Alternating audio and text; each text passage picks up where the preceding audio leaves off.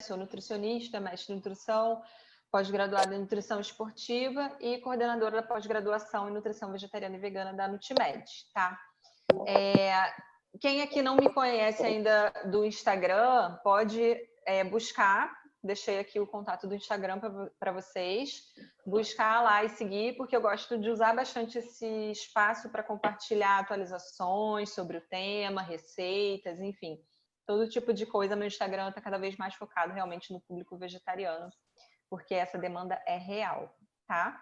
Por que é importante hoje, então, a gente entender o indivíduo vegetariano, né? Como eu falei para vocês, essa demanda está muito crescente, né, de atendimento pelo nutricionista mesmo, e isso é um mercado, né? O mercado vegetariano vem movimentando cada vez mais dinheiro mesmo, né? Então a gente vê várias notícias, tipo essa daqui, né? Mudanças nos hábitos alimentares impulsionam uma revolução vegana que já movimenta 50 bilhões de dólares ao ano e transforma a indústria mundial. E eu acredito que isso vocês estejam observando também, né? Como cresceu recentemente a oferta de produtos veganos, né? Seja de leites vegetais, de hambúrgueres, de congelados, enfim, a indústria ela acaba se aproveitando para produzir mais alimentos ultraprocessados também, infelizmente. E aí é muito importante que a gente diferencie e saiba analisar também esses produtos, né? Porque é o que a indústria sempre vai fazer. A indústria de alimentos vai seguir a moda, né? Então, a alimentação também envolve muito moda, né? Então, a gente tem que ter um olhar muito atento e a gente tem que fazer uma educação nutricional muito forte com o paciente vegetariano para que ele entenda e saiba diferenciar, né, um produto vegano que é bom de um produto vegano que não é interessante para a saúde dele, né? Por exemplo, um hambúrguer ultraprocessado com muita gordura inflamatória, com muito sódio, né? Muito industrializado mesmo, né? Aditivos químicos, enfim. Diferenciar nesse sentido de saber que simplesmente por ter o termo vegano no rótulo, isso não torna esse alimento automaticamente um alimento saudável, né? Claro que é um alimento que pode entrar, então também não vamos viver nessa dicotomia, né, de alimentos bons e ruins, mas saber que eles devem ser a exceção e não a regra. E infelizmente o que eu tenho visto muito, né, com essa crescente da moda de vegetarianismo e da moda dos produtos industrializados, né, muita gente, para fazer essa transição, né, de onívoro para vegetariano ou vegano, acaba utilizando, comprando bastante esses produtos ultraprocessados, né, por ver neles realmente uma alternativa à carne, né? E, obviamente, a indústria sabe vender muito bem isso, então eles colocam no rótulo que é enriquecido com vitamina não sei o quê, enfim, a gente sabe que tem todo um marketing muito forte por trás disso, mas é importante que a gente entenda e, principalmente, que a gente eduque a nossa população de que não é a substituição que a gente está buscando, né? Trocar uma carne por um hambúrguer ultraprocessado. Isso está longe de ser uma dieta vegana saudável e que apresenta os benefícios aí que a gente está buscando, né? Por isso até eu gosto mais de usar o termo plant-based, porque o termo plant-based até é o termo que a ciência está usando mais também nas publicações. É o termo que é usado para designar justamente essa alimentação sem nada de origem animal, né? Sem ovos, sem laticínios, sem mel, sem nada de origem animal, mas que tenda muito mais para a alimentação à base de alimentos integrais, in natura, né? Sem alimentos processados. Então, o termo plant-based, que eu até uso na minha logo, ele vem disso, né? É uma alimentação sem produtos de origem animal, mas uma alimentação que a base dela, assim, a grande parte dela, né, é realmente de alimentos in natura, né? Não entram alimentos ultraprocessados numa alimentação plant-based. Aí eu costumo brincar, hoje em dia tudo que você quiser existe na versão vegana, né? Existe chocolate, existe ovo de Páscoa, existe torta, existe hambúrguer, existe quibe, linguiça, salsicha, batata frita vegano, pizza vegana, mas isso não quer dizer que seja saudável, tá? Então isso é importante a gente entender. E aí, só para a gente, eu trouxe aqui algumas notícias, né, para a gente ver o quanto esse mercado está aquecido realmente, né? O dono da Amazon, que é o homem mais rico do mundo, né, vem investindo pesado também no veganismo, porque ele investiu alguns bilhões dele aí nessa empresa que é a Notco, que usa inteligência artificial para desenvolver produtos semelhantes, né? Assim, maionese, produtos veganos, né? Sem nada de origem animal. E não é modinha, né? A gente costuma achar que é moda e que vai passar, mas a verdade é que mais de 30 milhões de brasileiros hoje já são vegetarianos, tá? Então, eu acredito muito fortemente que o nutricionista tem que se preparar para atender esse público, tá? Não só porque eu vejo isso nessas notícias, assim, né, do crescente número de vegetarianos na nossa população, mas porque eu recebo também muitos pacientes no meu consultório, né? A demanda no meu consultório diretamente aumentou e eu sempre pergunto se a pessoa já passou por outro nutricionista. E, infelizmente, eu ainda escuto relatos de pessoas que passaram por outro nutricionista e não sentiram que o atendimento foi assim, mais voltado para alimentação vegetariana mesmo, né? Alguns nutricionistas ainda não conseguem prescrever, né? Então, alguns ainda pedem para os pacientes manterem um consumo, mesmo que seja com a frequência reduzida, né? Mas manterem o consumo de carnes, de ovos e de alimentos de origem animal. E isso, no fundo, acaba só afastando o paciente, né? E não tem fundamento científico para a gente recomendar, mesmo que seja numa frequência baixa, a ingestão de carne, tá? Hoje a ciência já respalda que qualquer pessoa pode ser vegetariana ou vegana, desde que ela tenha uma alimentação bem orientada. E é qualquer pessoa mesmo, tá, gente? É idoso, é criança, é bebezinho em introdução alimentar, é gestante, atleta, adulto, adolescente. Qualquer população hoje, se tiver uma dieta bem orientada, né, nutricionalmente adequada, pode ser vegetariana ou vegana, tá? Isso tem muito artigo para respaldar hoje. Então, a gente pedir para o paciente manter um consumo acaba só realmente afastando eles, né? Então, é importante a gente acolher, entender e saber prescrever, tá? Porque senão o que acontece? Ele sai do nosso consultório e ele vai buscar esse tipo de informação em notícias desse tipo, né? Ele vai buscar nas revistas tipo Boa Forma, ele vai buscar no Instagram de celebridades, de digital influencers, né? Que a gente sabe que tem muitas informações que às vezes até colocam realmente a saúde da pessoa em risco, né? E aí não foi a alimentação vegetariana que degradou a saúde dessa pessoa, foi a informação errada, né? Então a gente tem que ocupar esse espaço de ser o prescritor, de ser o nutricionista que está orientando essa alimentação vegetariana também, tá? Para que eles não fiquem à mercê da mídia aí, né? Para adequar sua alimentação. E aí a gente tem, como a Cris mesmo pontuou, né, uma série de motivações relacionadas à saúde. Então, se você buscar o termo plant-based hoje no PubMed, você vai ver a enxurrada de artigos que vão aparecer, né? Eu não vou ficar aqui especificando vias metabólicas de cada um deles, né? Mas a gente observa em vários estudos, deixei algumas referências aqui para vocês, mas tem infinitas outras, né?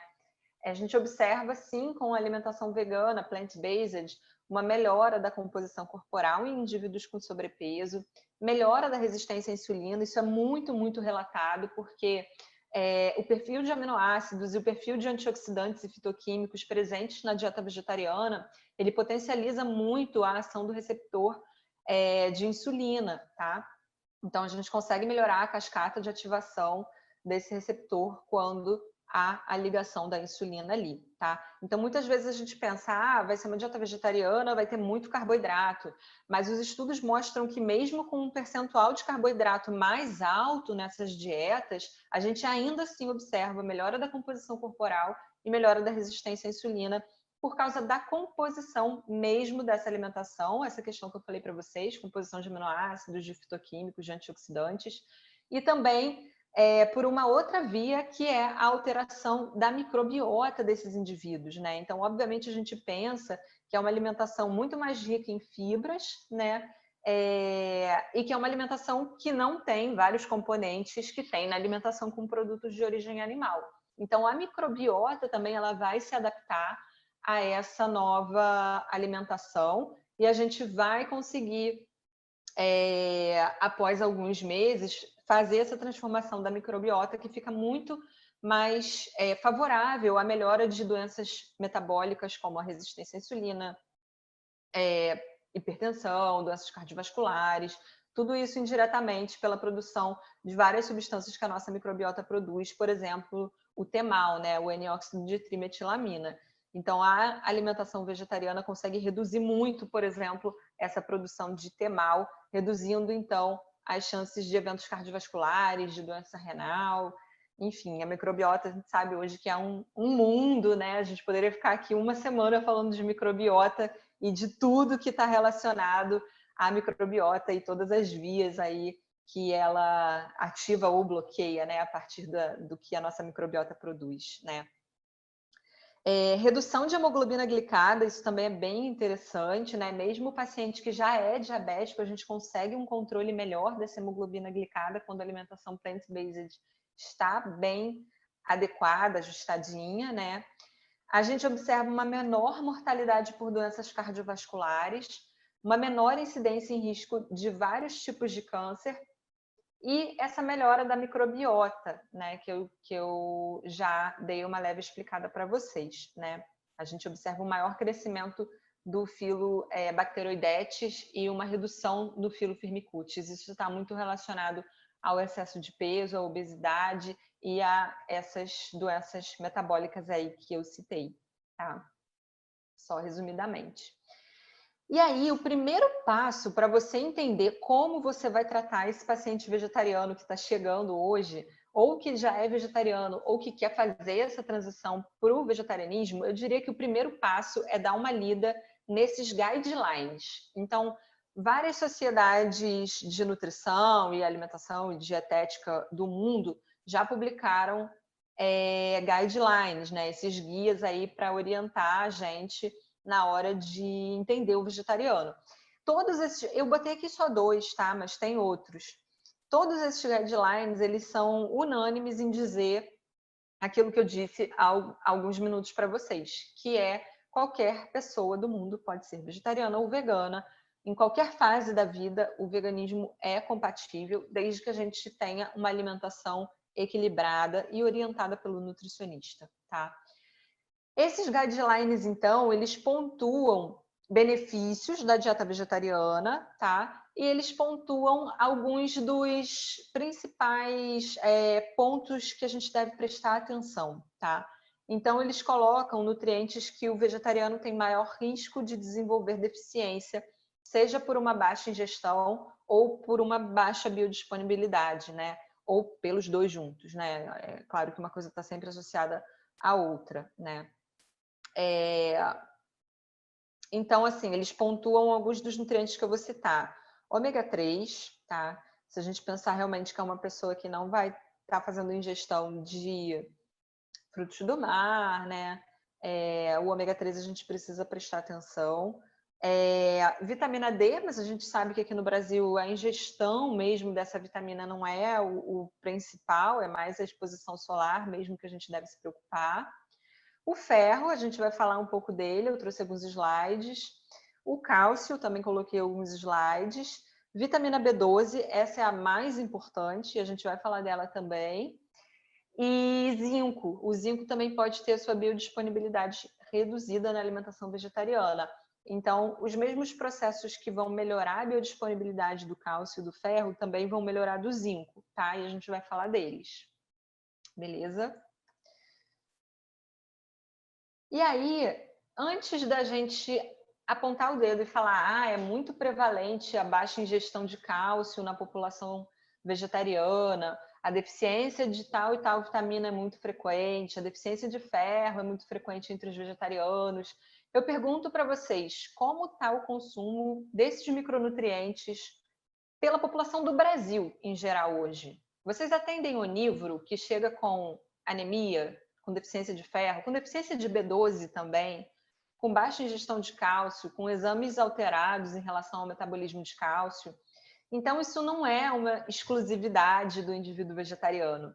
E aí, se a gente olhar essa tabela aqui do IBGE, a gente vê, por exemplo, que o cálcio, aqui está a prevalência de inadequação do consumo de cada micronutriente pela população brasileira para homens e mulheres. Então, 90% das mulheres estão em inadequação de ingestão de cálcio. No Brasil, não estou falando de vegetarianos, tá?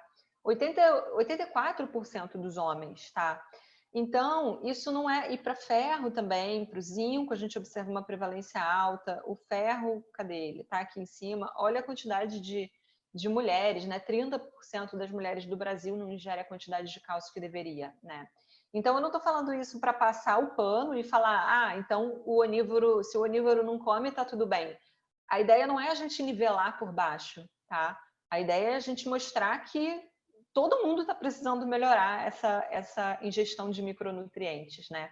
E não apenas apontar o dedo e se preocupar só com o onívoro e falar que ele não, com o vegetariano, né? E falar que ele não pode ser vegetariano porque ele vai ter deficiência.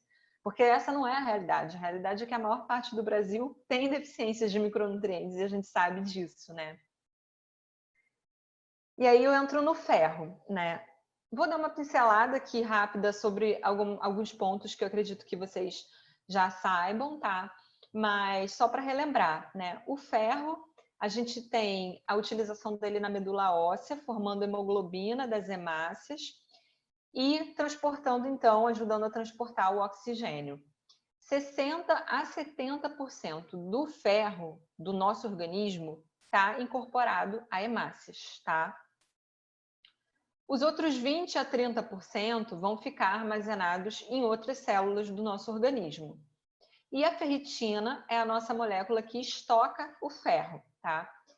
Quando falta ferro, a ferritina vai lá e fornece ferro para a produção de hemácias não parar, tá? O ferro é utilizado em vários pontos aí do nosso metabolismo, dentre eles o ciclo de Krebs, o funcionamento das mitocôndrias na oxidação de ácidos graxos, né? Produção de energia, então seja por essas vias aí, né? Ou até mesmo pela entrega de oxigênio para o músculo, né? E sistema imune também depende muito de ferro, né? Imagina, hoje tudo que se fala na nutrição nos últimos 2 meses é de sistema imune, né? E imagina o tanto de mulheres que têm hoje essa deficiência no Brasil, né? Então, não que isso vá te impedir de contrair infecções, mas certamente essas infecções serão um quadro mais grave quando há deficiência de ferro, de zinco, de vitamina C, né? De vários micronutrientes. Além de participar também no desenvolvimento cognitivo de crianças, tá? E aí eu pergunto para vocês se vocês acham que um indivíduo onívoro consome mais ferro do que um indivíduo vegano. Esse estudo aqui, ele utilizou 55 vegetarianos e 36 indivíduos controle saudáveis, tá? Ele dividiu os vegetarianos entre ovo-lacto-vegetarianos, né, que estão nessa primeira coluna aqui, veganos, que estão nessa segunda coluna aqui, e o grupo controle, que eram os onívoros. E aí ele avaliou tanto a ingestão de ferro, quanto alguns exames relacionados ao metabolismo de ferro, tipo o próprio ferro, epsidina 25, ferritina, transferrina, receptor de transferrina, tá? O que ele observou em relação à ingestão de ferro? Que os indivíduos veganos eram os que mais consumiam ferro. E isso deu uma diferença estatística, se vocês olharem aqui o p-valor, essa ingestão é estatisticamente maior do que do grupo controle e do grupo vegetarianos. Claro que a gente está falando de um N pequeno, né? Um estudo com uma amostra ainda um pouco pequena, mas assim, se a gente começar a avaliar, e até porque eles não avaliaram só a ingestão, eles avaliaram exames também, e isso requer um pouco mais de tempo e dinheiro, né? Mas a gente consegue já usar ele aí como base, tá? E se vocês avaliarem os exames, tá? Os parâmetros relacionados ao metabolismo de ferro não apresentam diferença estatística, tá? Dentre os onívoros e os vegetarianos e os veganos, beleza? Ou seja, mesmo que a gente pense que esse vegetariano vai estar ingerindo menos ferro, isso não é a realidade, tá? Então, a gente vê que não há problema para o indivíduo vegetariano ou vegano ingerir ferro, mas a gente tem que saber orientar essa alimentação, porque não ingerir ferro também é muito fácil, né? Seja para um vegetariano ou para um não vegetariano, para um onívoro também. Se é aquela pessoa que vive à base de tapioca com ovo, essa pessoa não está ingerindo ferro, né, gente? E a absorção, né? Aí vocês com certeza nesse momento estão pensando na questão do ferro M versus ferro não M, tá?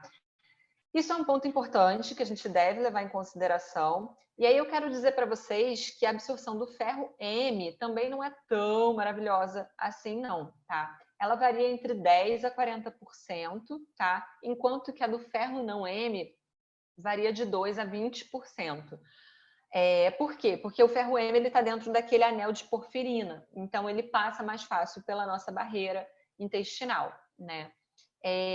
Porém, quando esse ferro M é submetido à estocagem, né? Então, por exemplo, estocou a carne, ou quando é submetido a tratamento térmico, cozinhou a carne, grelhou a carne, ocorre uma redução do ferro M, ele se transforma, uma parte dele, em ferro não M também, tá?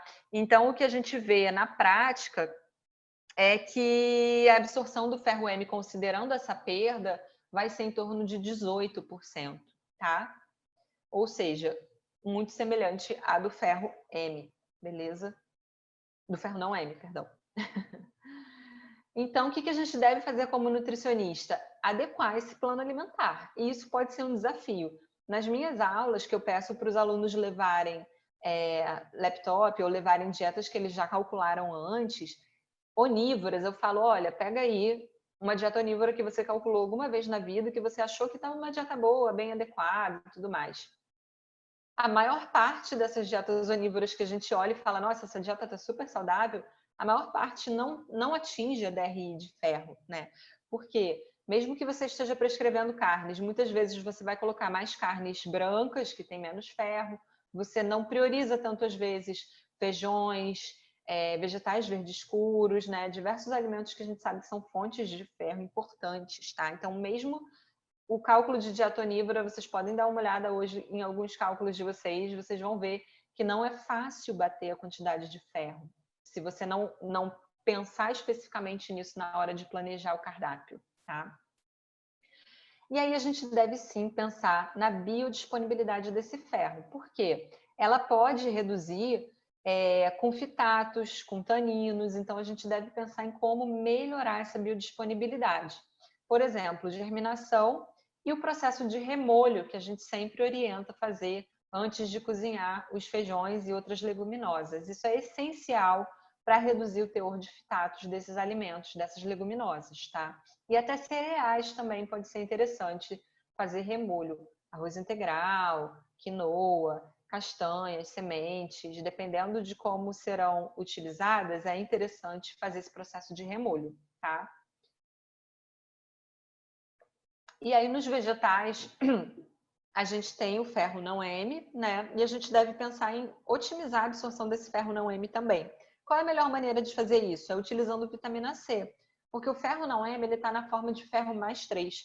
E quando ele é submetido ao meio ácido, ele reduz, ele se transforma em ferro mais 2. E esse ferro passa melhor pela nossa barreira intestinal, tá? Então é fundamental, faz toda a diferença o paciente utilizar fontes de vitamina C junto das refeições e é algo super fácil, barato, rápido, né? Basta um limão ou uma fruta que você inclua no cardápio, né?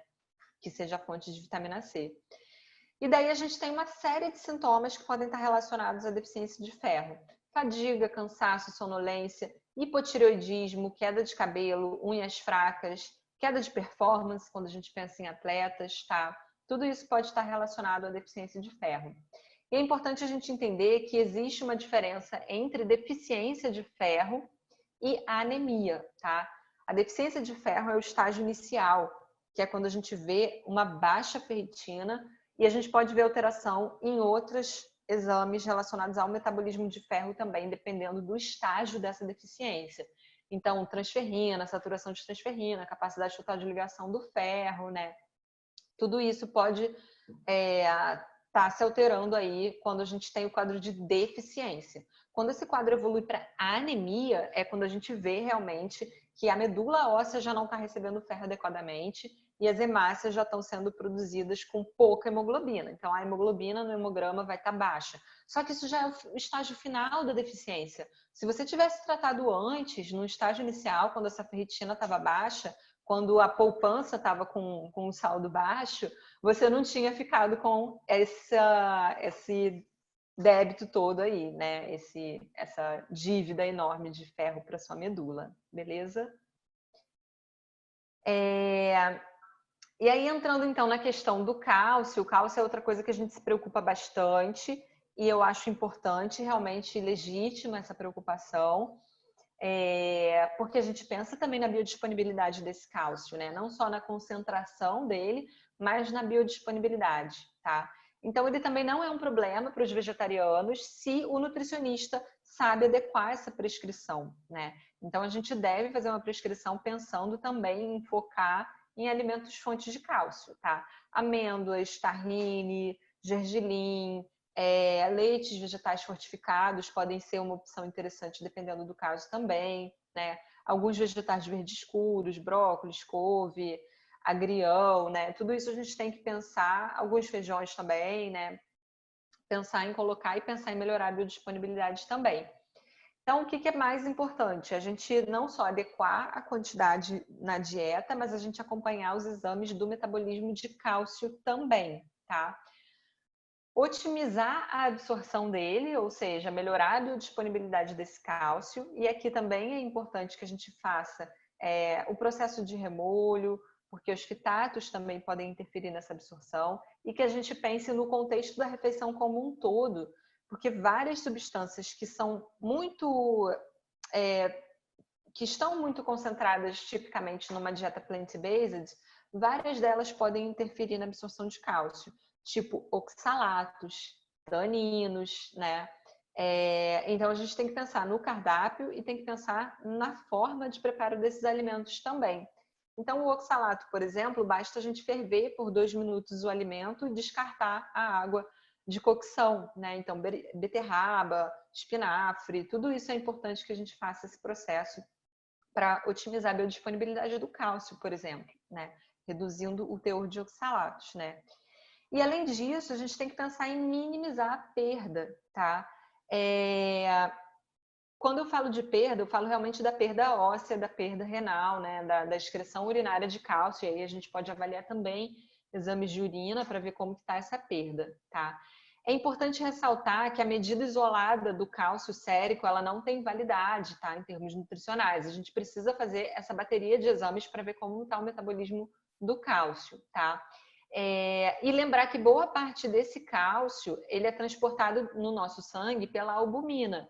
Então, se por qualquer motivo essa albumina está baixa, esse cálcio sérico pode estar baixo também, e isso não significar uma baixa ingestão de cálcio, tá? Então, a gente sabe que vários fatores aí podem estar interferindo no teor de albumina, né, no sérica dessa pessoa, tá? E aí, eu trouxe mais uma tabelinha aqui pra gente de um estudo que faz uma comparação, né, da densidade mineral óssea em indivíduos que aderiram à dieta ovo-lacto-vegetariana, vegana ou onívora, tá? Aqui a gente vê o onívoro, o ovo-lacto-vegetariano e o vegano. E ele avaliou a densidade mineral óssea, a perda de cálcio em urina de 24 horas, tá?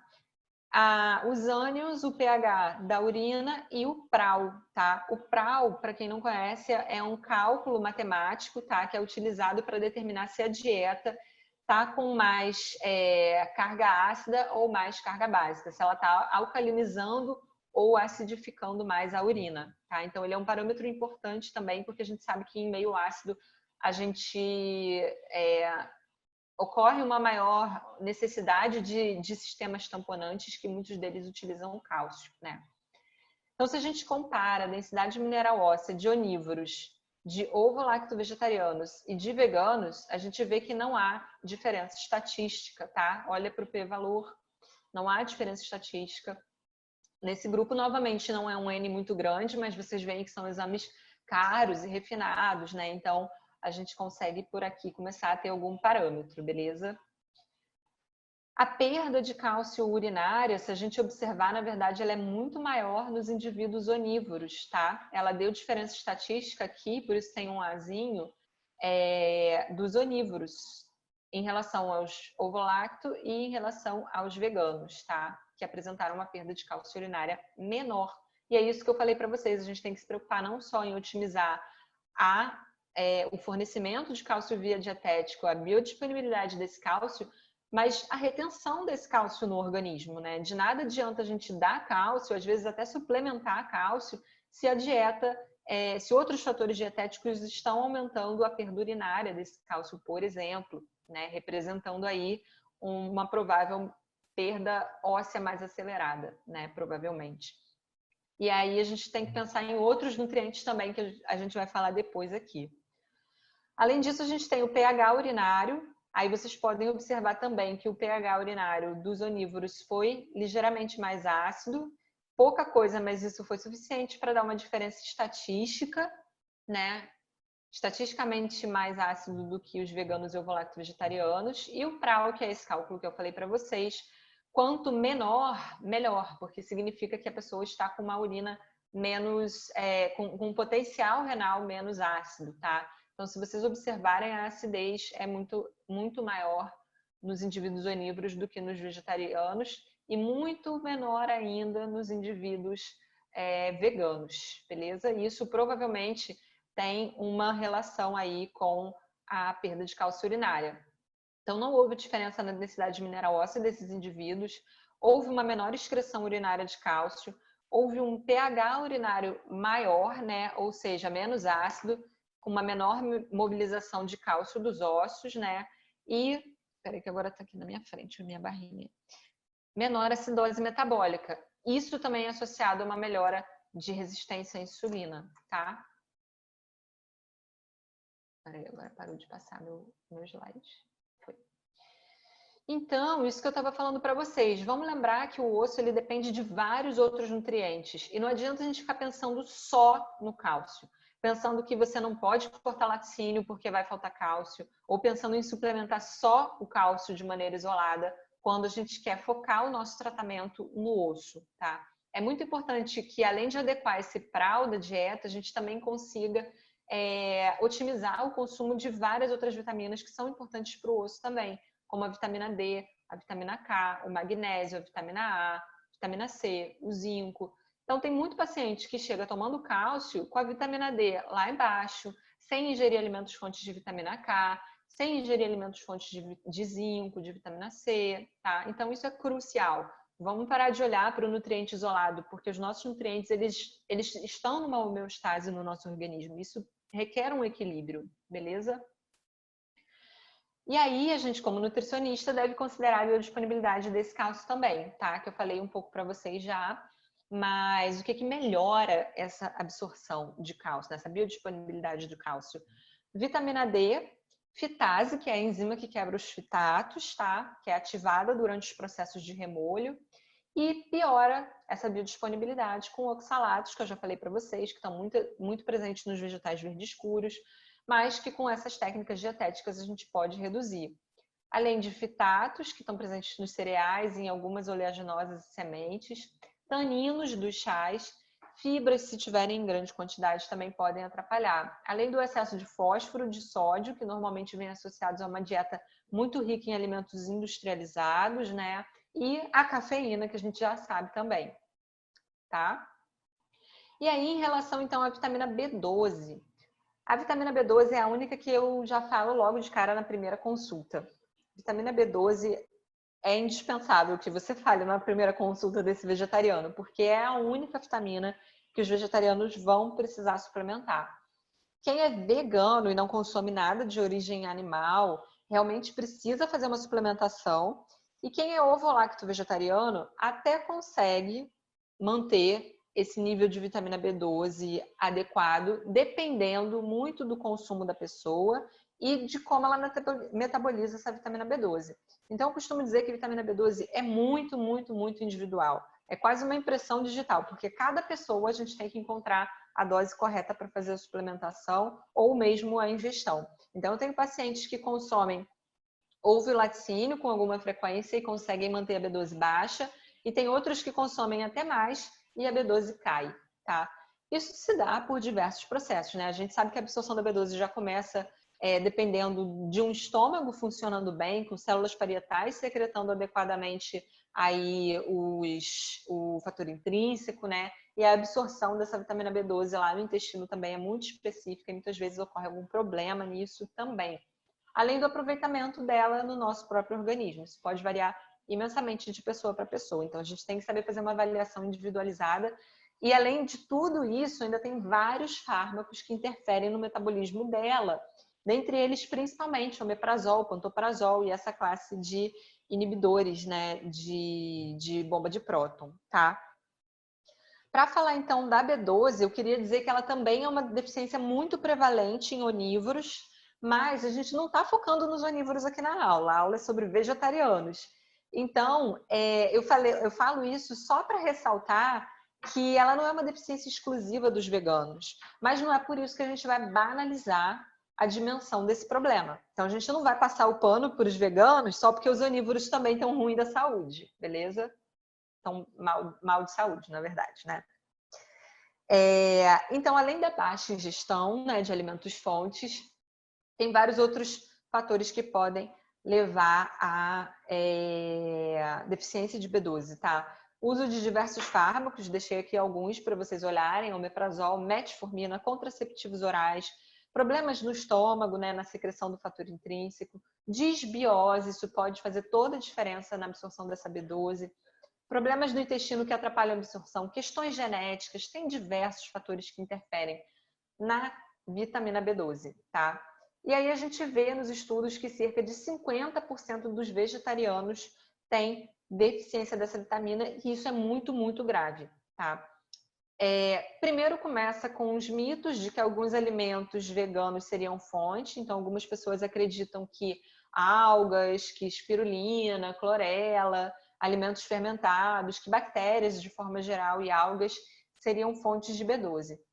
O que acontece é que eles até têm uma B12, mas é tipo uma B12 análoga, porque ela não consegue se ligar ao receptor de B12 que a nossa célula reconhece, tá? Ela é transportada por um transportador de vitamina B12 que o receptor intracelular não reconhece. Então, por mais que a B12 sérica até esteja adequada, se a gente avalia os outros parâmetros relacionados ao metabolismo de B12, a gente consegue detectar que intracelular já há uma deficiência dessa vitamina. E aí a gente começa a acumular homocisteína, ácido metilmalônico, vários outros metabólitos que dependem da B12 para serem metabolizados, tá? Então, é muito importante, sempre que possível, a gente não olhar só para a B12 isoladamente nos exames de sangue, mas olhar esse parâmetro do metabolismo completo dela, tá? E a B12 é outra coisa, né? Assim como o ferro, a gente tem o estágio inicial da deficiência e a gente tem a anemia megaloblástica realmente ocasionada pela deficiência de B12. Então, ela é muito mais grave, tá? E a gente deve evitar chegar ao quadro de anemia. Quais são os riscos da deficiência de B12? Então, ela aumenta o risco de doenças cardiovasculares e eventos cardiovasculares por aumentar essa homocisteína, né? Aumenta o risco de aterosclerose também por isso, e danos neurológicos, porque a gente sabe que a vitamina B12 participa do revestimento da bainha de mielina. E esses danos neurológicos, se a gente danificou essa bainha de mielina, isso é irreversível, tá? Então é muito, muito grave, e é muito importante que essa gravidade seja transparente para o seu paciente, tá? Que ele entenda isso, que não é brincadeira a vitamina B12, tá? Realmente tem que cuidar. Alguns sintomas que eu destaquei aqui: formigamento de extremidades, perda de memória, dificuldades de concentração e aprendizado, aftas podem ser um sintoma também, tá? A gente tem que avaliar esse conjunto de exames para ver como está o metabolismo dessa B12, sempre que possível. E a partir do acompanhamento desses exames, a gente vai orientar a suplementação de forma mais individualizada, ver qual é o melhor recipiente para a pessoa, qual é a melhor dose para a pessoa. Isso é muito individual, tá? E aí, outro ponto que a gente entra quando pensa em vegetariano é proteína. A proteína não é problema nenhum se você consegue adequar individualmente gramas de proteína por quilo de peso. E eu trouxe aqui até um exemplo de cardápio para a gente dar uma olhada, tá? Qual é o risco de deficiência dessa proteína? É se esse vegetariano começar a entrar muito nas modinhas, nas receitinhas. Então, cogumelo, se vocês pegarem uma tabela de composição de alimentos, eu sugiro vocês olharem a da USDA, né, dos Estados Unidos, que é onde vocês vão encontrar cogumelos. Vocês vão ver que a concentração de proteína é baixíssima, né, pela porção que a gente consome de cogumelo. Então, ninguém consome 200 gramas de cogumelo cozido, né? E outras preparações, tipo almôndega de berinjela, muqueca de banana, estrogonofe de palmito, carne de jaca, né? Esses termos, esses pratos, essas preparações, a gente cresceu associando isso a uma preparação proteica, um prato proteico, né? E aí a gente pensa, um leigo pensa, na verdade, né? Que simplesmente substituir e transformar isso numa versão vegana, automaticamente isso já está substituindo a proteína e não está, né? Porque palmito, banana, jaca não tem uma quantidade razoável de proteína para substituir uma muqueca de realmente peixe ou uma carne de fato, né? E isso pode parecer óbvio, mas o óbvio também precisa ser dito, tá, gente? Porque tem muito vegetariano que faz essa confusão, sim, tá? E quando a gente consegue, ao longo do dia, né, com um cardápio adequado e normocalórico, principalmente, se não for uma dieta muito hipocalórica, é mais fácil de você adequar essa proteína, tá? Em dietas muito hipocalóricas é mais difícil adequar tanto a proteína quanto os micronutrientes, tá? Então tem que ter muito cuidado quando está prescrevendo hipocalórico. Mas quando a gente trabalha no normo ou no hiper, que é o melhor dos mundos, né? A gente consegue, através da combinação de diferentes grupos alimentares que vão entrar fornecendo diferentes aminoácidos, ao longo do dia, a gente consegue formar proteínas completas. Então, tanto essa história de combinar cereais com leguminosas, quanto incluir também sementes e oleaginosas nessa equação pode ser muito interessante para adequar o perfil de aminoácidos que esse paciente está consumindo ao longo do dia, beleza? E aí eu resolvi trazer para vocês um estudo de caso, para isso ficar um pouco mais prático, né? Então a gente pensa sempre que quem não atende muito vegetariano pode pensar que vai ser só um vegetariano. Mas ele não é só um vegetariano.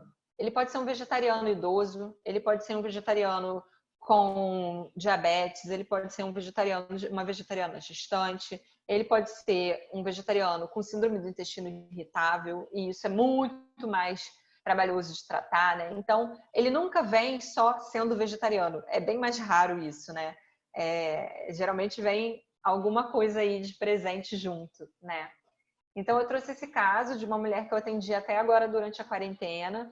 Ela tinha 44 anos e o motivo da consulta dela, ela foi indicada pelo endocrinologista para tratar hipercolesterolemia. Isso foi o que ela me disse, né? Eu estou com colesterol alto, meu endocrinologista pediu para eu procurar um nutricionista. Ela não era vegetariana, queria fazer essa transição para uma dieta vegana, até mesmo estimulada por essa questão de saúde, de colesterol, né? E ela também tinha muitos episódios de enxaqueca. Ela começou a associar esses episódios ao consumo de queijo amarelo. Ela tinha uma amiga que se tratou com uma outra nutricionista e melhorou muito a enxaqueca. Então, ela começou a ver que isso podia ter alguma relação com a alimentação dela também, tá? Ela estava com peso de 60 quilos, ela falou que o habitual era em torno de 57, 58 quilos, então ela ganhou um pouquinho de peso por estar comendo mais aí na quarentena, né? E a altura 1,64 m. O intestino dela, eu sempre mando um questionário pré-consulta, tá, para os pacientes, e eu já peço para eles colocarem lista de remédios, histórico de doenças, histórico familiar e essa avaliação da escala de Bristol, né, do formato e consistência das fezes. E aí ela classificou a escala de Bristol tipo 2, né, que é esse tipo aqui em forma de salsicha mais segmentada, e relatou uma evacuação a cada 2 dias. Relatou flatulência também, e aí durante a nossa consulta, ela não tinha colocado nesse questionário pré-consulta, e durante a consulta ela mencionou que em 2017 ela tinha apresentado um histórico, um episódio de colite, tá? E que antes dessa colite, a evacuação dela era em média a cada 7 dias. Então isso é gravíssimo. E a gente sabe que tem milhões de pessoas por aí convivendo com essa situação, né? E a gente sabe da gravidade disso, tá? Em termos de saúde, isso representa um grande problema. Os hábitos alimentares dela. Ela não gosta de cozinhar, então isso já é um problema que a gente tem que ir trabalhando aos poucos aí, eu vou mostrar para vocês. Ela apresentava uma ingestão hídrica inferior a 1 litro por dia, então esse é o primeiro ponto a se pensar quando a gente tem umas fezes mais ressecadas, né? E quadros de constipação. E, na verdade, assim, ela estava consumindo até um pouco mais durante a quarentena, porque no trabalho dela, ela é advogada, trabalha muito, assim, em computador, escritório e tal, então passa o dia sem lembrar de beber água mesmo, né? E isso é muito frequente hoje em dia. Café, ela tomava em torno de 100 mililitros ao dia, com uma colher de sopa de açúcar cristal. E o recordatório dela foi esse aqui. 8 horas da manhã ela acordou, tomou esse café com açúcar e comeu uma bisnaguinha com requeijão. Ela ainda não era vegetariana, né? Ela queria fazer essa transição. Meio-dia ela almoçou um bacalhau com batata e arroz. Às 4h30 ela tomou mais um copo de café e comeu um pão francês. E às 8 horas ela jantou macarrão com filé de frango, tá? Que normalmente ela falou para mim que normalmente ela não jantava. Ela normalmente fazia um lanchinho tipo esse café da manhã, uma bisnaguinha ou algo do tipo. Ela só tinha jantado porque ela tem um filho, ela tinha feito jantar para o filho e acabou comendo também. Então, o padrão é até um pouco pior do que vocês estão vendo aqui, tá? E aí eu entrei no questionário de sintomas com ela. Então, vocês podem ver que é um padrão alimentar de farináceos, né? Basicamente, carboidrato refinado e só. Micronutrientes aqui passaram longe. E é uma dieta onívora que ela estava seguindo, beleza? Então, isso não é sinônimo de saúde, tá? E aí eu entrei no questionário de sintomas com ela, então. Ela apresentava uma qualidade de sono muito ruim, acordando com frequência, e isso indica o quê? Principalmente uma baixa produção de melatonina e serotonina, provavelmente, tá? A gente sabe que o triptofano dietético ele pode ser consumido ainda na nossa microbiota intestinal e não chegar a passar a barreira hematoencefálica para produzir serotonina adequadamente. Então, isso pode ser o primeiro ponto. O intestino dela tem um histórico péssimo, tá? Ela tem desbiose, isso é inquestionável, né? Isso é algo que tem que ser tratado, né? Além disso, a gente tem outro fator super importante, e nesse ponto a dieta vegetariana vai ajudar ainda mais a ela. Quando a gente consome muitos aminoácidos de cadeia ramificada, né? Valina, leucina e isoleucina, a gente faz com que esses aminoácidos concorram pela passagem pela barreira hematoencefálica, concorram com o triptofano, né? E aí fica menos triptofano disponível lá no cérebro para formar serotonina. E aonde que tem muito aminoácido de cadeia ramificada? Nos produtos de origem animal, tá? Os produtos de origem vegetal, as leguminosas, os cereais, eles têm muito menor concentração de aminoácidos de cadeia ramificada. Então, quando a gente inclui alimentos fontes de triptofano, a gente consegue fazer com que esse triptofano fique mais disponível para a produção de neurotransmissores aí para ela, tá? Então, ótima escolha dela fazer uma alimentação plant-based, principalmente à noite, beleza? Por outro lado, né, a gente também tem a ingestão de carboidratos, otimizando essa absorção hematoencefálica, essa passagem, né, pela barreira hematoencefálica do triptofano. Por quê? Quando a gente inclui carboidratos, a gente faz com que a insulina ajude os aminoácidos de cadeia ramificada a entrarem mais para o músculo e ficar mais triptofano de novo disponível no cérebro, tá? E aí é interessante, obviamente, a gente incluir os carboidratos complexos, né? Arroz integral, aveia, farelo de aveia e frutas, principalmente, tá? O que mais que eu pontuei? Gente, por favor, tem uma pessoa que está com áudio aberto, Fernanda Silva. Aí só vem 92, não passa não, pode ligar só vem 92. Vocês estão me ouvindo? Deixa eu ver se eu não consigo desligar, só a Cris consegue. Oi, fechou, pronto. O que mais que eu pontuei aqui? Que a produção de melatonina também depende de vários nutrientes, tá? E hoje a gente já tem até estudo recente que saiu recentemente relacionando melatonina baixa a maior risco de Covid e de agravamento de infecção por Covid, tá? Então, o sono é crucial, principalmente nesse momento. A gente já sabe que o sono está muito relacionado ao nosso sistema imune, à nossa função imune, e agora isso mais importante do que nunca, tá? E essa melatonina, ela depende de vários micronutrientes para ser produzida, tipo zinco, ômega 3, né? E vários outros micronutrientes que a gente viu no recordatório dela que eram bem baixa a ingestão dela. Então, eu priorizei isso. Priorizei também colocar alimentos fontes de fitomelatonina, tipo kiwi, cereja. Não são alimentos muito fáceis de encontrar, mas eu passo uma lista para o paciente e peço para que ele, se possível, priorize esses alimentos aí no cardápio também. Além de orientar a rotina do sono, porque não adianta nada a gente fazer tudo isso e a pessoa ficar até 1 da manhã olhando o Instagram, né? Então, a rotina do sono é super importante. Um ambiente pró-melatonina. Luz baixa, indireta, sem luz de tela, né? Isso tudo impede o nosso cérebro de produzir melatonina e é muito importante a gente frisar isso com os pacientes, tá? Não é chazinho de camomila que vai fazer o paciente dormir se ele ficar até 1 da manhã olhando Instagram, concordam? E aí, continuando o questionário de sintomas dela, ela relatou a forte dor de cabeça, né, que a gente já tinha pontuado. Queilose, para quem não sabe, queilose são essas fissuras e ressecamento, descamação dos lábios. Isso está muito relacionado principalmente à deficiência de ferro, tá? Pele seca e descamando. Isso está muito relacionado provavelmente à deficiência de ômega 3. Hipotireoidismo, vitamina A, riboflavina, biotina, cálcio, podem ser alguns motivos aí da pele seca. Unhas frágeis e quebradiças, também ela pontuou. Isso pode ser hipotireoidismo, é bom investigar, tá? Mas também pode ser deficiência de aminoácidos sulfurados, de cálcio, de ferro, de zinco, de outros micronutrientes. Onicorreste, para quem não sabe também, são essas estrias na unha, tá? Nesse sentido aqui. Isso pode ser pacientes com diabetes, e aí não tem muito o que fazer realmente, né? Além de controlar a glicemia e a hemoglobina glicada.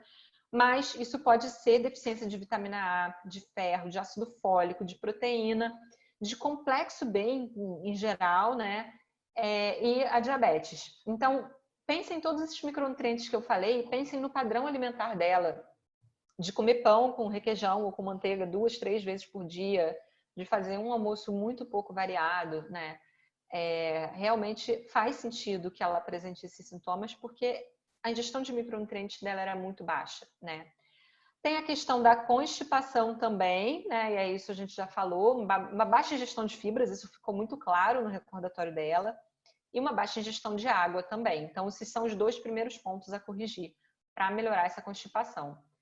Também apresentou fadiga, né? Isso pode estar relacionado à deficiência de ferro.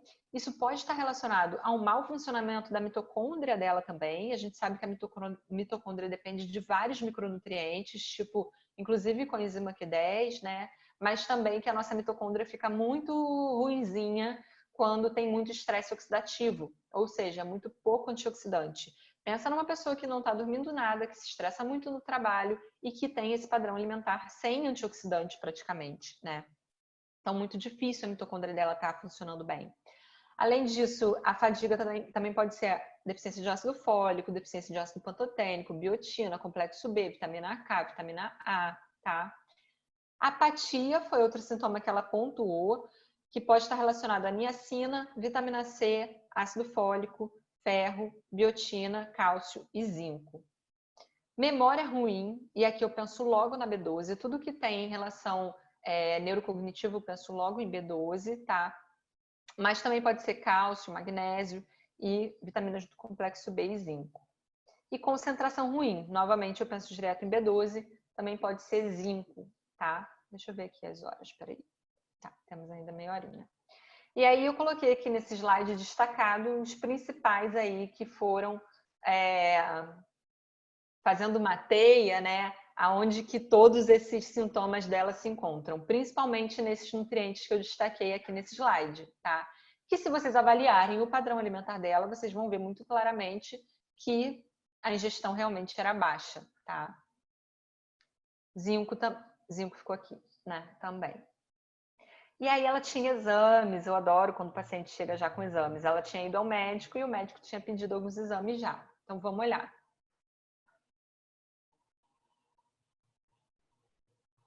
Aqui, série vermelha e série branca sem alterações. Glicose normal, sódio, potássio, ureia, creatinina, tudo está dentro do valor de referência. Então eu vou passar um pouco mais rápido e eu destaquei no final, num slide separado, os exames mais alterados dela, tá? A resposta à insulina dela estava boa, né? A insulina normal, o Roma normal, ácido úrico normal, triglicerídeos normal, colesterol total 171. O histórico dela do ano passado tinha sido 143, tá? Em julho. E agora em fevereiro estava 171. HDL e os outros tipos de colesterol, né? Não HDL, LDL e VLDL. A ferritina dela estava 29,6, isso eu vou falar para vocês que é uma ferritina ruim, principalmente se vocês fizerem uma comparação. Olha quanto caiu essa ferritina, né? Como caiu rápido, né?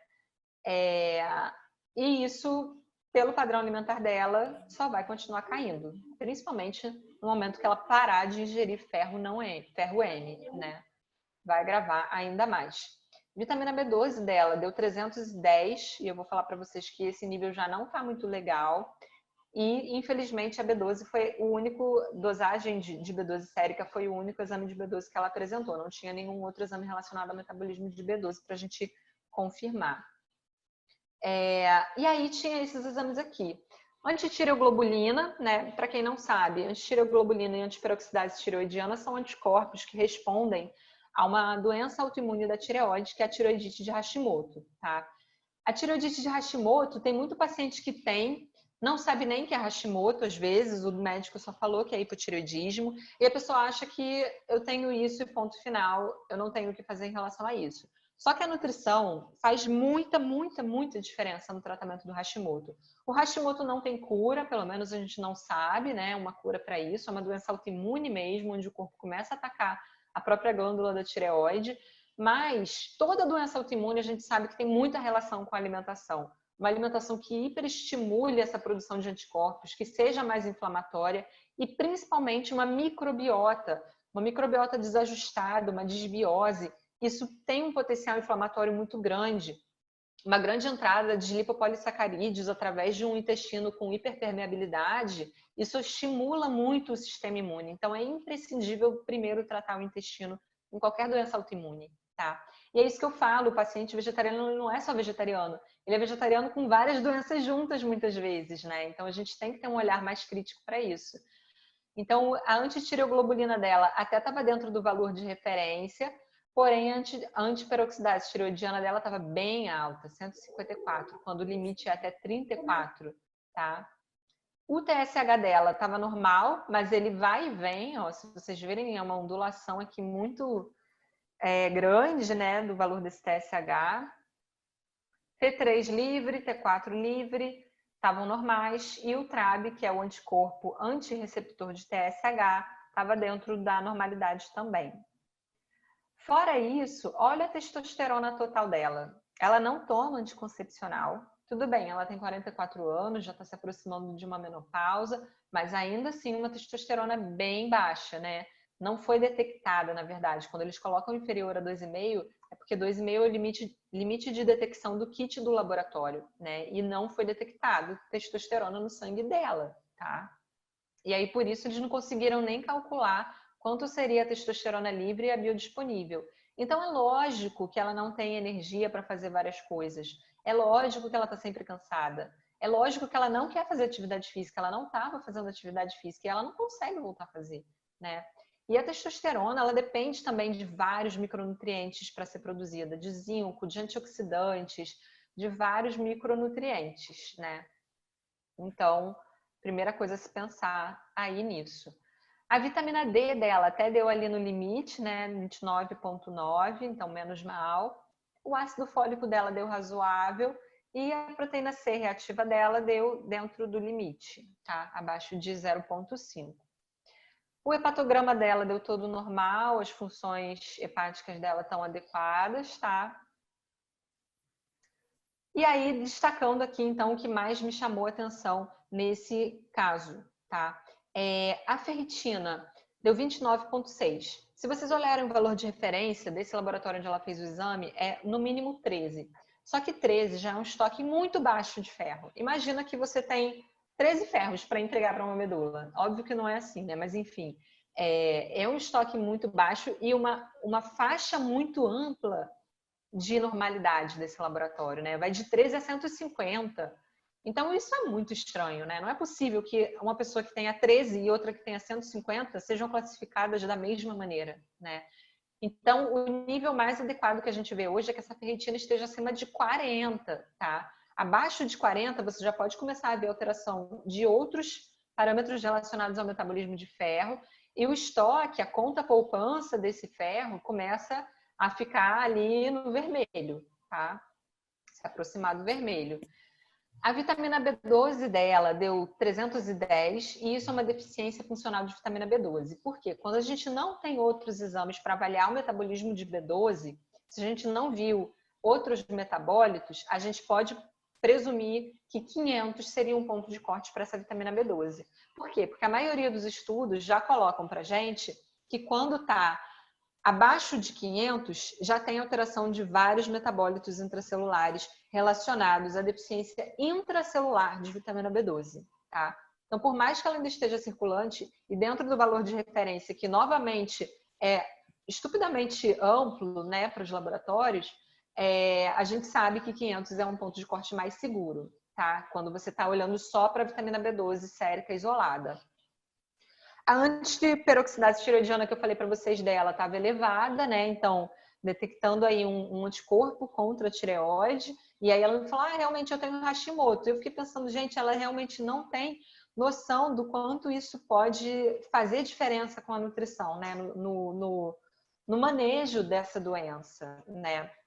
O quanto é importante você não ficar hiperestimulando o seu sistema imune numa doença autoimune. Porque é o que eu falo, as doenças autoimunes, elas são irmãzinhas. Quando você abrir a porta para uma, ela vai abrir a porta e vai começar a dar a mão para todas as outras. E aí vem tudo junto, né? Aumenta o risco de doenças intestinais, que ela já teve também, né? Mas aumenta ainda mais. Artrite reumatoide, várias outras doenças autoimunes podem chegar junto. E a testosterona, que a gente falou, muito baixa, né? Inclusive, impossível calcular a livre e a biodisponível. E aí, conduta, então, o que a gente faz com essa pessoa, né? Por onde começar? Primeiro, vamos tratar a queixa dela, que foi enxaqueca, né? Ai, peraí, deixa eu só... A enxaqueca dela, eu pedi primeiro, antes de começar a retirar grupos alimentares, eu pedi primeiro para ela fazer um diário alimentar e anotar quando ela teve um episódio, para a gente ver se tem um padrão. Toda vez que você comeu pão de não sei onde você teve, toda vez que você comeu maçã você teve, tipo isso, né? Vamos primeiro tentar detectar assim. Passei para ela essas orientações para tireoidite de Hashimoto, tá? E aí isso é muito importante ter uma listinha assim também para passar para o paciente, porque a gente fala muita coisa na consulta e muitas vezes o paciente não vai lembrar de tudo, então é importante ter uma lista com essas orientações anotadas para ele. O que é mais importante quando a gente fala de tireoide? Trocar os plásticos por vidro, né? Recipientes de plástico por de vidro. Isso faz toda a diferença, porque a gente sabe que tem bisfenol e vários outros derivados de petróleo que vêm no plástico que são disruptores endócrinos, tá?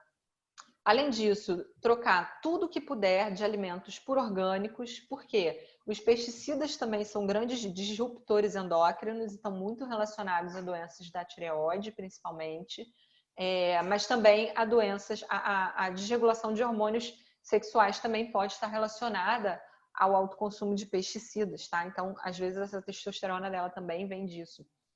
E a gente sabe até que a carne, a gente pensa, então vai ser vegetariano, vai ser pior, porque vai comer muito mais verdura e legume e vai comer muito mais pesticida. Não, porque a carne, o animal, ele é o topo da cadeia alimentar, então ele sofreu uma bioacumulação muito maior desses pesticidas. E aqui no Brasil a gente não fala disso, mas lá fora é cheio de estudo do quanto tem de pesticida em carne, em laticínio, né? Muita coisa mesmo. Então, a alimentação vegetariana, mesmo que você não consiga fazê-la 100% orgânica, o que a gente sabe que é praticamente impossível no Brasil, né? Mesmo assim, ela vai ser melhor, tá? Então, retirar tudo que puder de pesticida, trocar tudo que puder por orgânicos, e aí, obviamente, eu passo uma lista de produtores que entregam em casa, né? Porque fica muito mais fácil para a maioria das pessoas dessa forma. Tratar o intestino, que a gente já falou, né? Tratar essa desbiose para não ficar hiperestimulando esse sistema imune.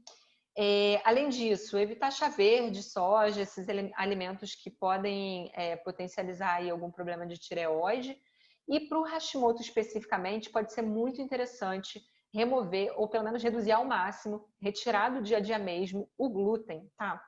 Porque o glúten, quando ingerido e quando chega lá na nossa microbiota, ele vai ser transformado numa proteína chamada zonulina. E essa zonulina, ela hiperestimula a produção desses anticorpos contra a própria tireoide, tá? Que a gente viu que estão elevados.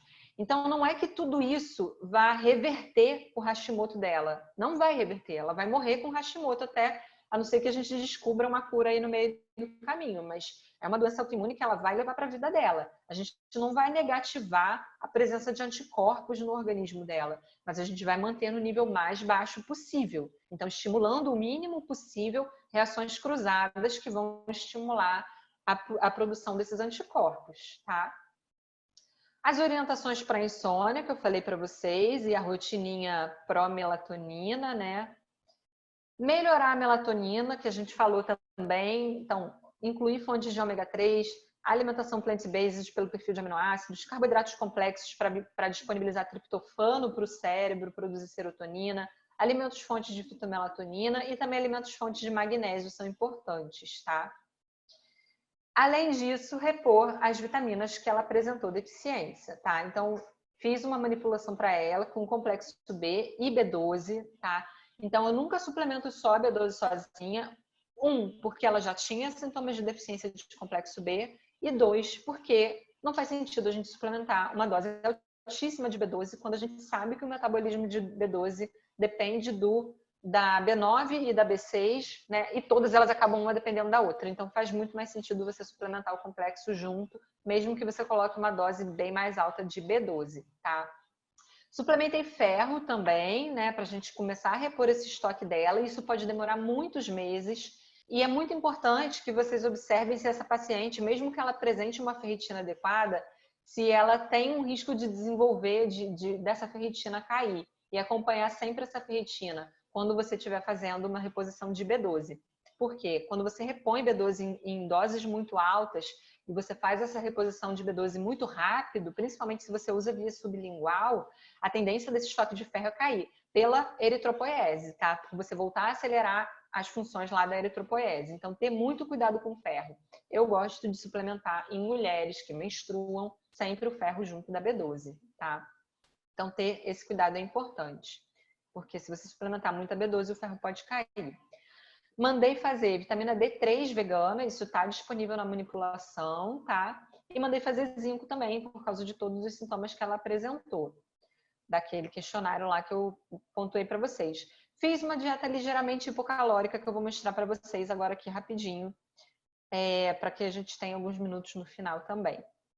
Então, café da manhã, muito simples. Uma panqueca proteica, que eu mandei receita para ela, que é aveia com farinha de grão de bico e linhaça. E aí eu tenho o cálculo para uma unidade, né?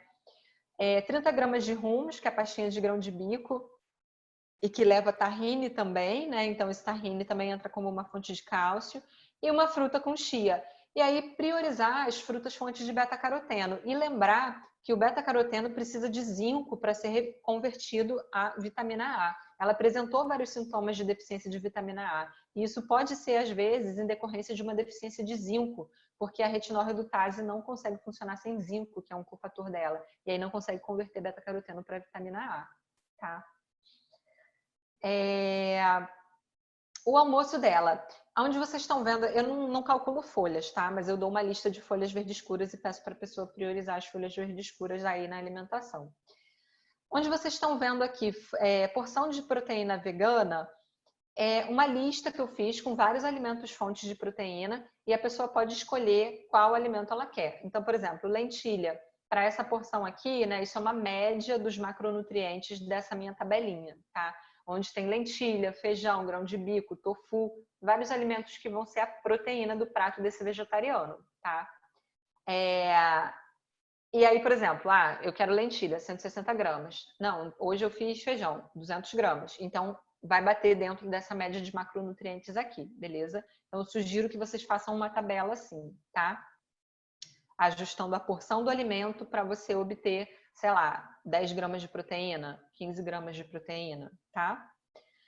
Testem, nunca prescrevam nada sem antes você comer. Por quê? Você vai ver que comer 200 gramas de feijão é muito mais difícil do que comer 200 gramas de peito de frango, tá? Então testem para vocês verem qual é a sensação de vocês ao comer o prato que vocês estão prescrevendo, tá?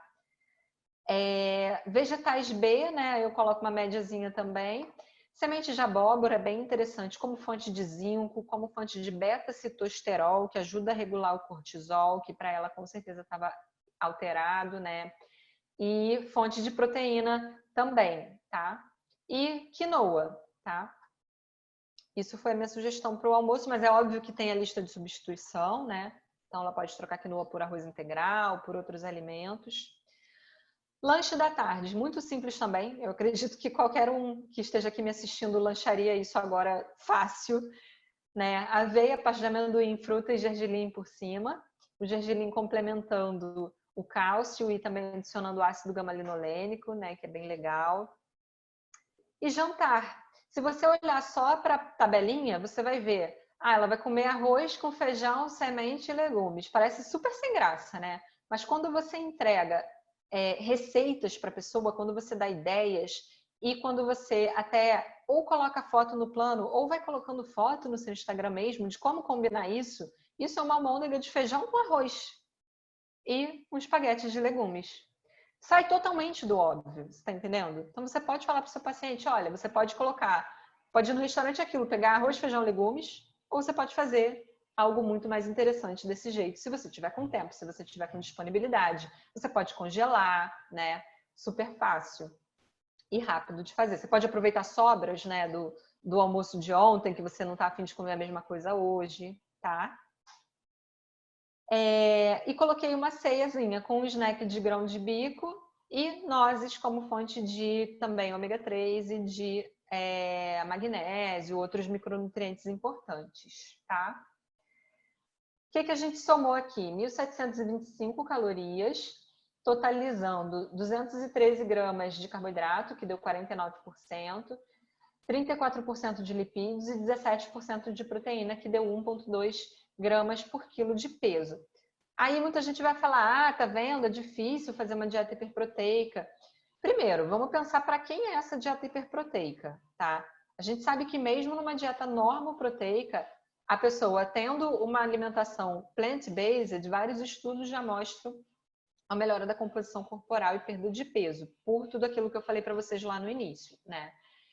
E segundo, é uma pessoa sedentária mesmo, não faz atividade há anos e está em casa dentro da quarentena, né? Então, o mais importante aqui não é eu ficar entupindo ela de proteína. Eu pretendo isso numa próxima etapa, né? Aumentar um pouco mais a proteína dela. Porém, se eu tentasse fazer isso agora, a adesão dela provavelmente seria muito mais baixa, porque eu teria que colocar uma porção maior de leguminosas que ela não está acostumada a cozinhar e a consumir, e aí ela ia estranhar essa quantidade. E também isso poderia até dificultar um pouco mais aí a questão do intestino dela. Então, comecei aos poucos. E é isso que eu sempre gosto de falar para vocês. A alimentação dela, o recordatório dela, estava tipo assim. Estava bem ruizinho, bem pobrinho. A gente fez um ajuste que parece simples, parece pouco, mas já deu uma melhorada. E a gente vai chegar nesse nível aqui. Em algum momento aí a gente vai chegar nesse nível de uma mansão, né? O problema é a gente querer saltar daqui direto para cá. Sabe o que acontece? O paciente não adere, tá? Ele vai dizer que a sua dieta é difícil de fazer, que ele não tem tempo para cozinhar tudo aquilo, que ele não consegue encontrar todos os ingredientes para comprar, que é caro, tá? Então, antes de sair pensando em incluir espirulina, tiger nuts, feijões de não sei o que, germinados de não sei o que lá, faz o básico, começa do básico, porque o básico as pessoas não estão fazendo. Então, vamos primeiro arrumar a casa, arrumar esse intestino, para depois pensar em incluir mais variedade, mais receitas, talvez alguma superfood, né? Talvez algo com maior teor de fitoquímicos, com maior teor de micronutrientes, né? Mas não vamos dar esse salto direto, porque isso espanta o paciente. E eu sempre pergunto para os pacientes que chegam para a primeira consulta se eles já foram a outro nutricionista antes. E a maioria que já foi me diz que a dieta era muito cara, que era muito trabalhosa, que tinha que passar o dia inteiro cozinhando para levar comida, que não conseguia encontrar todos os ingredientes. Então, isso é um processo de reeducação alimentar e ele deve ser construído paulatinamente junto do paciente, né? Com muito apoio do nutricionista. Então, eu sei que às vezes a gente quer fazer tudo e a gente estudou muito e a gente quer colocar tudo aquilo em ação e a gente lê um artigo com clorela que era maravilhoso e a gente quer prescrever clorela. Só que vamos com calma, né? Assim, tô dando um exemplo, culpando aqui praticamente a clorela de tudo, mas muitas vezes a gente quer prescrever coisas que o paciente nunca nem ouviu falar. Tem gente, cara, que não sabe nem onde tem chia, né? Não sabe nem o que é chia, nunca viu chia, não sabe como consumir a chia, não sabe onde comprar a chia. E aí, se você passa a chia e mais um monte de coisa que a pessoa nunca ouviu falar, cara, ela não vai fazer, sabe? Então, prescreve o que você está pensando de início para arrumar essa casa, diz para ela onde comprar, diz para ela como consumir. Isso é muito importante para a adesão do paciente, beleza? E aí depois você vai vendo com o feedback dessa pessoa, né? Trabalhando as dificuldades com ela e construindo aí uma alimentação cada vez melhor, beleza? E aí, quero passar o slide, espera aí. Isso era o que eu tinha para falar para vocês hoje. Acho que deu o tempo aí certinho que a gente tinha. A gente está com as inscrições abertas para a próxima turma de nutrição vegetariana e vegana. O programa é muito completo, é super legal. A gente tem aulas de todos esses temas e a gente tem várias aulas práticas também que fazem toda a diferença na formação do nutricionista. Então, a gente tem atendimentos, né, clínicos, porque a gente tem um espaço lá na Nutimed para fazer esse atendimento. A gente leva voluntários para serem atendidos e eu faço o atendimento deles junto com vocês, né? E a gente faz tudo, né, desde a anamnese até a avaliação da composição corporal e a prescrição em si, né, avaliação de exames e prescrição para colocar em prática todo esse conteúdo que a gente aprende, né? E além disso, lá na Nutimed a gente também tem o espaço maravilhoso que é o Laboratório de Técnica Dietética, que também faz toda a diferença. E a gente está trazendo para dar aulas práticas, né, de técnica dietética, vários professores que são super renomados aí em alimentação vegetariana, panificação, alimentação viva, alimentação crudívora, frugívora. Então a gente está trazendo bastante coisa para que essa pós seja cada vez mais completa, né? E essa formação para a gente estar preparado para atender esse público cada vez melhor, né? Além de, obviamente, os nossos professores já são maravilhosos, a gente busca sempre trazer pessoas que são da área, né? Que trabalham realmente com vegetarianos e entendem o público para dar principalmente as aulas relacionadas à conduta dietoterápica de cada ponto aí que a gente aprende na pós. Então, a próxima pós está prevista para começar agora em junho, as inscrições já estão abertas e eu espero que vocês se animem para fazer essa atualização, que como a Cris falou, é super importante, a gente viu a demanda crescente que temos hoje, né? E com certeza quem vai sair, quando a gente sair dessa crise, quem vai se diferenciar é quem tiver mais especializado, né? São essas pessoas que vão conseguir continuar atendendo e cobrando um preço justo por todo o conhecimento e todo o tempo que a gente investe nos estudos, né? E aí, Nath, deixa os Instagrams. parabéns pela aula. Temos algumas Obrigada. dúvidas aqui, muita gente elogiando, né? Muita gente gostou muito, colocou aqui. Bom. algumas dúvidas. A Luíse pergunta que ela leu uma vez que a dieta Peraí, que eu estava aqui, que a dieta plant-based pode incluir as carnes em menores quantidades e pergunta se é verdade. Não, não, em teoria não. Assim, tem umas vertentes que até incluem, principalmente carnes brancas, esporadicamente, mas a plant-based mesmo, e principalmente as que a gente vê nos artigos científicos, onde a gente vê os benefícios, né, é realmente sem nada de origem animal, sem ovo, sem laticínio, sem carnes, sem mel, sem gelatina, sem nada que venha de animal. A Lidiane pergunta assim, ó, você prescreve ômega 3 e vitamina D3 vegana manipulada? Qual é a base? A vitamina D3 vegana, ela vem de líquens, tá? Porque a tradicional vem da lanolina, que é extraída da lã, né, dos animais. E aí a vegana é extraída de líquens. E o ômega 3 vegano, se você quer prescrever EPA e DHA, né, aí tem uma especificidade. Se você quer prescrever o ALA, né, que é o ácido alfa-linolênico, ou se você quer prescrever EPA e DHA. Aí tem que ver individualmente qual é o caso. O ALA é muito fácil, linhaça, óleo de linhaça, né? Mas o EPA e o DHA existe na manipulação, o vegano, que é extraído de algas. E tem vários estudos que colocam que a biodisponibilidade é igual, porque é o mesmo ácido graxo, né? Então, é uma opção vegana que existe já no mercado.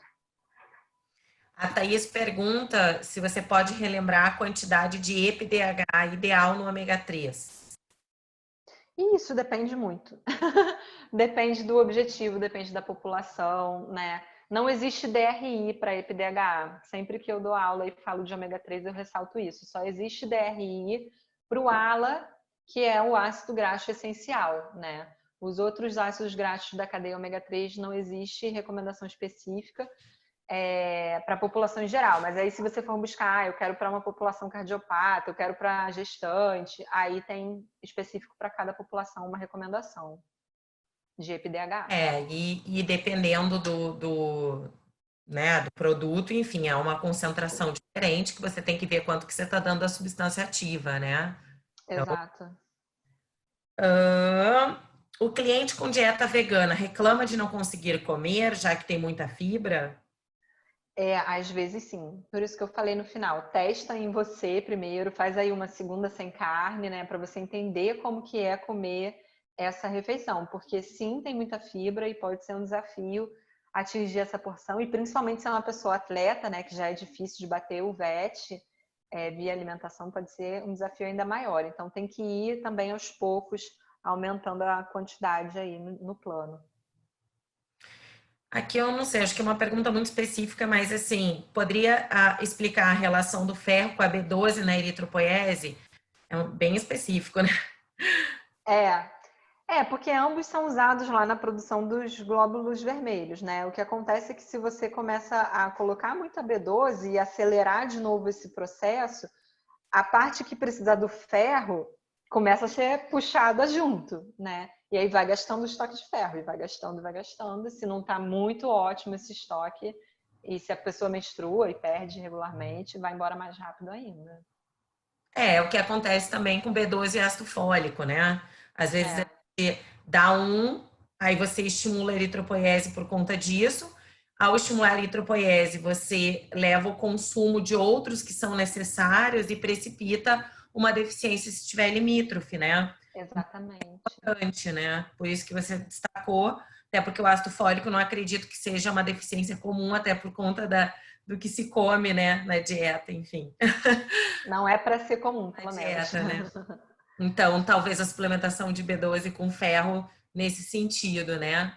Sim, com certeza. Gente, alguém quer abrir o áudio para fazer alguma pergunta? Muitos elogios, obrigada, né? A gente sempre fica muito feliz de vocês estarem aqui com a gente nessa horinha da tarde, interagindo, aprendendo um pouquinho mais, né? Eu aqui acabo assistindo as aulas também, sempre aprendo um pouco mais. Não sei se vocês têm mais alguma dúvida, se alguém quer abrir o áudio. E é isso. Agradecer, né, Nath? Agradecer muito. Estava aqui lendo os comentários agora. Muito obrigada. Fico muito feliz que vocês gostaram. Espero ter atendido as expectativas aí. Beijo, gente. Nath, obrigada. Obrigada. Beijo. Beijo.